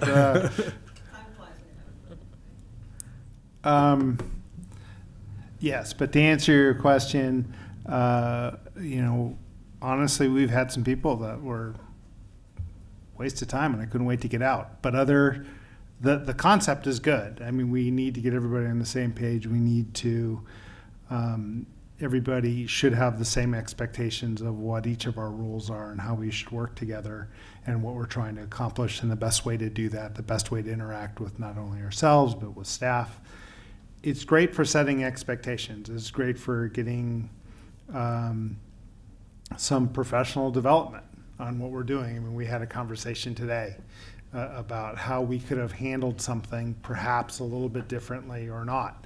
I mean, that would have been a good forum for things of that nature, right? I mean, that's something that affects all of us, and we all have generalized questions on things that don't come up all that frequently. So yes, those things work. Whether it's worth the money or not, I don't know the answer. I don't know. If I worked with him, it was only for evidently a month or two. So I'm going to put in as a point of clarification. I believe Mrs. Battle was referencing Dean Conklin, not Gary Rapkin. Okay. I don't know that Dr. Rapkin worked in Monrovia schools. I definitely remember Dean. So in any case, I don't have a problem with the concept. I'm not necessarily jumping for joy, but I'm okay with it. I'd like to believe that good things could come of this. I'm in support of it. I'm definitely willing to take the day off from work, a vacation day, to collaborate with our team here and have a true team building day. And sometimes there's a cost to that. So I may give another opinion after. I don't hold back. I will give you opinion, but I'm going to be positive about this experience, and I think it'll be good for us. I think we spent a good piece of money to send us to learn how to be good board members to CSBA at our annual conference and to learn about the certain things that we need to be able to do. This is a very scaled down, very specific CSBA type event that's going to be done in hours. And I can't overemphasize the importance of the body, not agreeing with each other, but being respectful of each other in our disagreement. And this absolutely helps, in my opinion. I think it helps as much as us going to those conferences, and we do it as the 5 of us going, because then we can communicate with each other what it is that we do. Each of us comes to this body with a different lens, and it's not that we should ever look through the same set of glasses. It's that we've learned how to communicate through the same set of rules, and I think that's just very important. I don't disagree with anything you just said. And I do think that there is an advantage to having specific time for the 5 of us, because we don't get to meet outside of board meetings. I mean, we can't discuss business, so we can have casual conversations or so forth, but it's really difficult to sit down as a group and establish these type of norms without, you know, crossing lines, because inevitably you use a topic as an example, because it's the only way you can really get to a point. So I do agree that anytime we have a prolonged exposure to each other in a meeting situation, it's a positive. And again, it has nothing to do with whether we all agree on something or not. It's that we all have the same understanding, which is the key, right? So we frequently have votes that are not unanimous, and it never carries over beyond the meeting. And the reason for that has always been that the board has an understanding of how decisions are being made, and that each person has their own vote, and once it's done, and you get behind it as if you voted for it, even if you didn't. So things like that are absolutely necessary to make sure we're on the same page. You know, again, my hesitation, if any, is not with the idea or the meeting itself. Is I don't know anything about Dr. Repkin and his ability to lead a meeting. I'm sure he was a fantastic superintendent, but I have no idea what he is or what his ability is to lead board members on how to make decisions. The only thing that I would say, and the reason why I'll vote yes for this, is because I know Ed is very, very diligent, and if Ed has put in the time and thinks that this is the best person to do the job for the board, then I'm good with it. Is that a motion? That's my motion. I move. Okay. There was a Oh, I'm sorry. Yeah, we I reaffirm the motion. Wow. It had been so long, I'd forgotten. So we have a motion and a second. Is there any more discussion? May we please have a vote? Board Member Travanti? Yes. Board Member Wong? Yes. Board Member Lockerbie? I agree with everything that has been said here on the board, and I have committed to taking the day off and spending the time on this, but I'm uncomfortable about spending the money. So my vote is no. Board Vice President Hammond? Yes. Motion carries 3-1. Okay, pending board issues.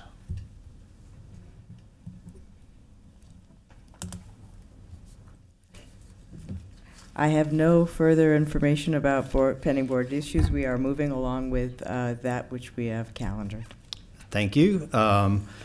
Regular board meetings will be here in these chambers on April 24th, May the 8th, May the 16th, and May the 22nd. The end of the school year is fast approaching. There will be a special Board of Education meeting at Canyon Park on April the 19th, following the vote that was just taken. That will be a team building for the school board. There are some boardwalks on April 22nd, excuse me, April open houses at Plymouth, Brad Oaks, Wild Rose, and Santa Fe Computer Science Magnet School, and there are sort of other dates for the calendar. this evening, and I need to get two pieces out here because I'm going to read something from Mr. McGinnis and the folks at the high school. We're going to be closing this meeting in memory of one of the finest teachers I've ever had the privilege to meet in my life. And this is from the high school. Tom began teaching, and we're talking about Tom Reale. Tom began teaching in Monrovia Unified School District in 1991, working at Clifton, Monrovia Community Adult School, before finally retiring from MHS in 2017. Tom dedicated his life to teaching our students and preparing them for jobs in the video production industry. Tom single-handedly created the award-winning video program in our district and was integral in the cementing of the KGEM MUSD partnership.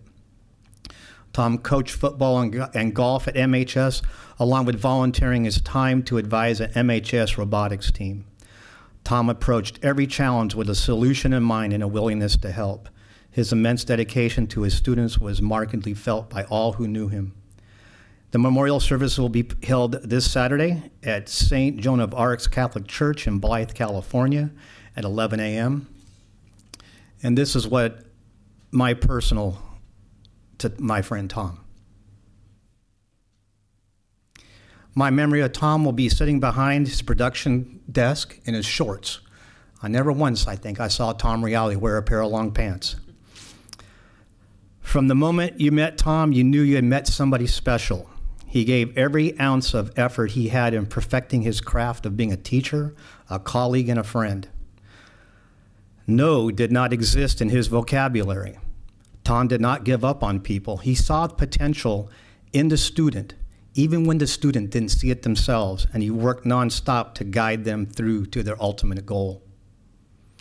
Being a teacher comes with awesome responsibility, and Mr. Reale used his position to mentor, educate, console, rejoice, nurture, motivate, and to celebrate all his kids. Rest in peace, my friend. You made a huge difference in a lot of lives. There is a frame for you in heaven, and we'll be adjourned.